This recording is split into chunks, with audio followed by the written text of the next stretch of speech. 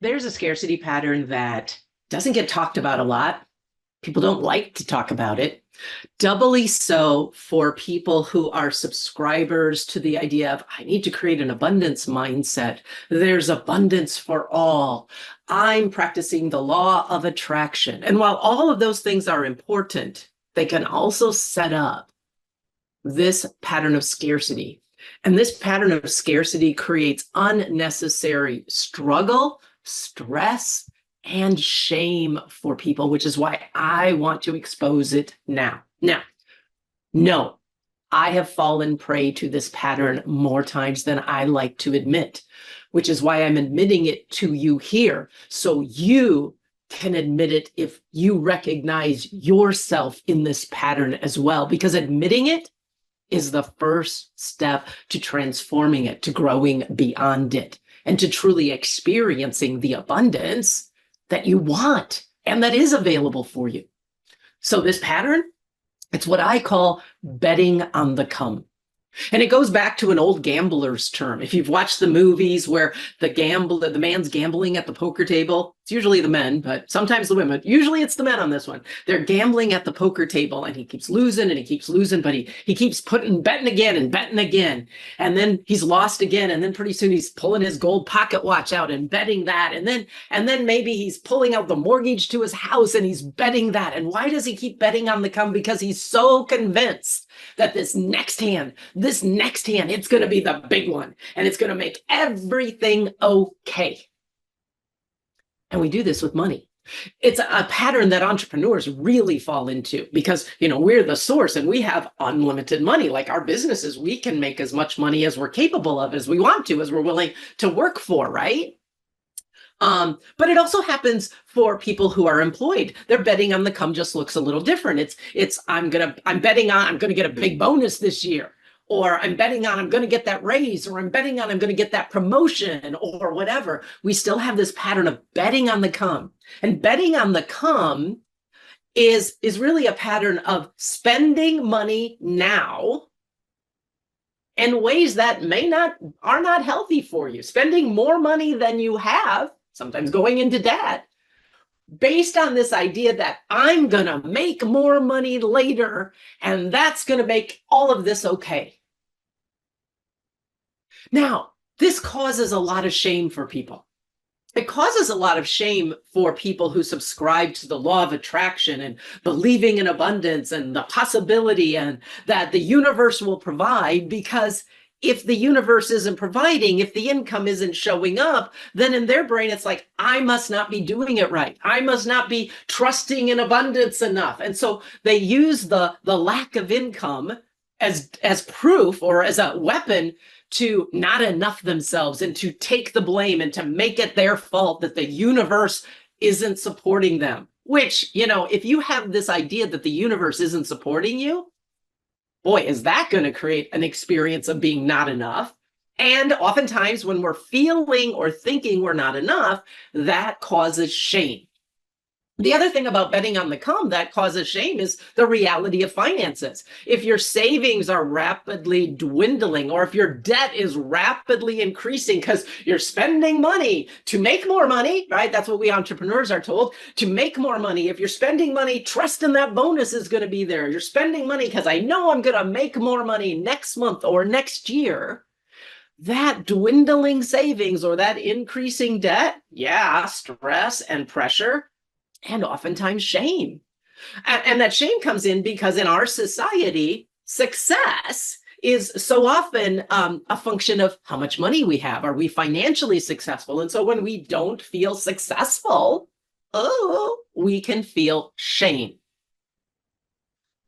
Now, betting on the come is a pattern that's we're like getting wired for it in our society. And this is where credit, while it's a useful tool, causes problems, because what does it allow us to do? I can spend money I don't have because I'm going to get that bonus at the end of the year, or because I know I'm going to make more money next year, or whatever. And so we perpetuate the problem. So that being said, there is a difference between Trusting, knowing, believing you are part of something bigger than you and your individual perceptions and your individual efforts. I'm a big proponent for that. There is a difference between trusting that and betting on the come. Okay? Trusting in something bigger than you and what you can see is an act of faith. It's an act of faith in something bigger than you, but it's also an act of faith in yourself. Okay? Betting on the come is not an act of faith. It's a fantasy of like, ooh, this is going to happen. Everything's going to be all right. It's not coming from faith in yourself. In fact, usually it's coming from just the opposite. And how do we know this? Because symptoms of betting on the come include things like people who bet on the come, they really usually do not have financial consciousness. They're not really engaged with their money, knowing here's what we have, here's how we're going to use it really carefully and wisely while we're waiting for that come to happen. At the poker table, they're never going to pass. They're going to keep upping it. People who bet on the come, they don't like limits. They probably don't have boundaries around their money. Even if you're going to take a risk and invest in your business, trusting that you'll be able to make money down in the future, that's going to be a return on that faith. There's a certain consciousness. There's a boundary you'll set, like I'm willing to invest this much, but I'm not going to go beyond that. And doubly so, that faith in the universe is lived out in the actions that you take to generate that, while simultaneously using what you have very carefully, very consciously, so as to not be so desperate for the come. Okay? People who bet on the come only bet on the come, and they never think about the consequences of it. They rarely have a plan B that they're willing to act on. They're just going to keep trying to make more money, spend the money to finally get to this magical of money. And people who are taking a leap of faith, trusting in something bigger than them, that's not how they approach it.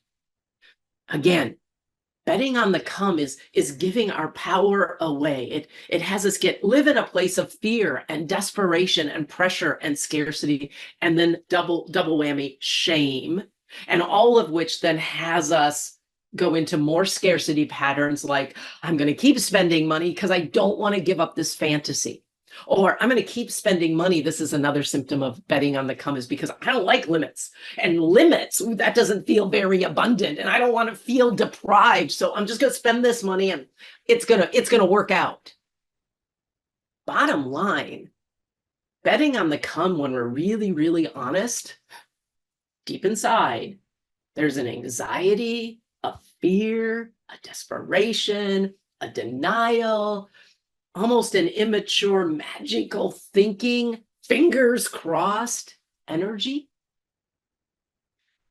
And believing you're part of something bigger than you, trusting it and trusting yourself, has an empowered, purposeful, clear, intentional, creative energy. So, my friend, if by any chance, like me, you realize, ooh, there are large and small ways I'm betting on the come, and it's not coming the way I need, and so I'm perpetuating scarcity for myself, my life, and my bank account, let's connect. Let me support you to break this pattern, because what I know about betting on the come from my firsthand experience is law of attraction is great. Believing in something bigger is great. But if you take that and it creates this pattern of betting on the come, then there are practices and principles about abundance that you don't know, you're not using. You have an idea of abundance that actually sets up scarcity. And so what that reveals to me is like the foundation. You're trying to have more money come in, to have the abundance you want in your life and your bank account, is missing some pieces. And when you put those pieces in place and give yourself a solid foundation, you don't need to bet on the come, because you can trust yourself and you can trust your source and you can trust abundance, and you'll experience abundance as a result. So, want to connect?